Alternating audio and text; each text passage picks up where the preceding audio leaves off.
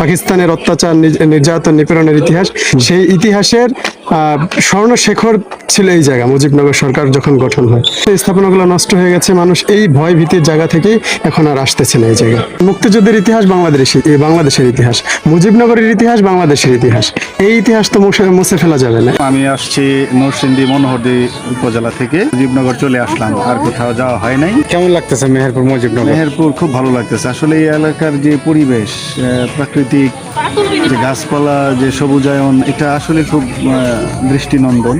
মুজিবনগরের দর্শনার্থী অনেক কম, তার কারণ হচ্ছে দেখতে পাচ্ছেন এই মূর্তিগুলি। আগে কিন্তু অনেক সুন্দর ছিল, পরিবেশটা আরো দেখতে ভালো লাগতো। আগে যত মানুষ হতো এখন তত মানুষ হয় না, কারণ আগের মতো সেই পরিবেশটা এই মুজিবনগরে নেই। মূলত এই কারণে মানুষজন হয় না আর কি। গোপালগঞ্জ থেকে, আমার বাসা মকসুদপুর। আচ্ছা আচ্ছা। তো আমরা দেখতেছি যে অনেক দর্শনার্থী এখানে আসতেছে না, বা কারোর তেমন একটা ভালো লাগতেছে না, এটার কারণ কি? এটার প্রধান কারণ হচ্ছে, দেখেন, এটা হচ্ছে একটা স্থাপনা, এটা একটা ইতিহাসের সাক্ষী। বাংলাদেশের প্রথম যে সরকার গঠন হয়, মুজিবনগর সরকার, সেই সরকার গঠনের একটা মানে মেইন প্রধান জায়গা হচ্ছে এটা। এই জায়গাটা ছিল হচ্ছে আমাদের ইতিহাস, ঐতিহ্য, সব কিছু সমৃদ্ধ স্থান।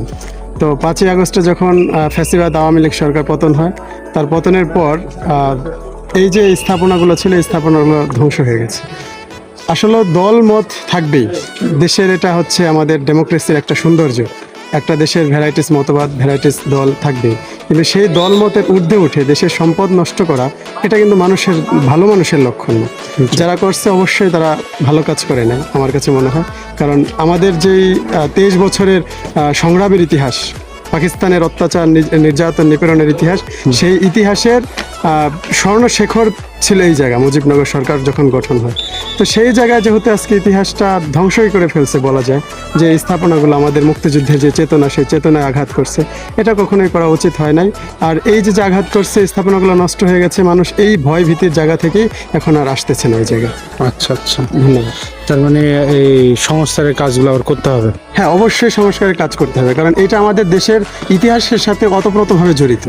কারণ মুক্তিযুদ্ধের ইতিহাস বাংলাদেশের ইতিহাস, মুজিবনগরের ইতিহাস বাংলাদেশের ইতিহাস, এই ইতিহাস তো মুছে ফেলা যাবে না। এই ইতিহাস আমাদের কালক্রমে রেখে দিতে হবে, আজীবন, প্রজন্ম থেকে প্রজন্মতর দেখবে আমাদের এই ইতিহাস।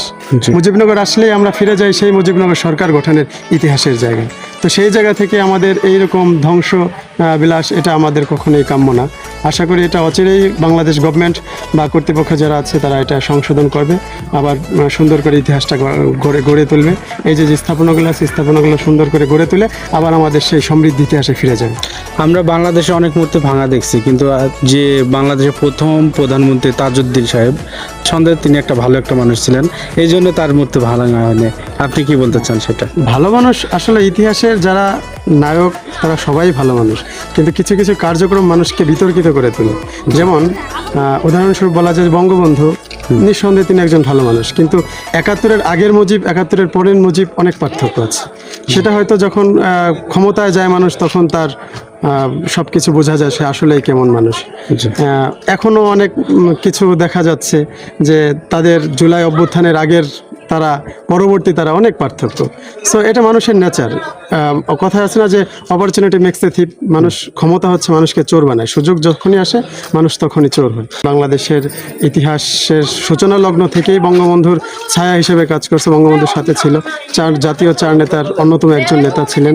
আর তিনি আসলে সবসময় বিতর্কের ঊর্ধ্বে ছিলেন, কারণ তিনি যখন মুজিবনগর সরকারের প্রধানমন্ত্রী হন, সেই প্রধানমন্ত্রী হওয়ার অস্থায়ী গভর্নমেন্ট যেটা ছিল, সেই সময় যে কার্যকলাপগুলো ছিল, তিনি বাংলাদেশের হয়ে যে কাজগুলো করছেন, সেগুলো বিতর্কিত ছিল না। বিতর্কিত না থাকার কারণেই আজকের জনগণ তাকে ইতিহাসের স্বর্ণশিখরে রাখছে।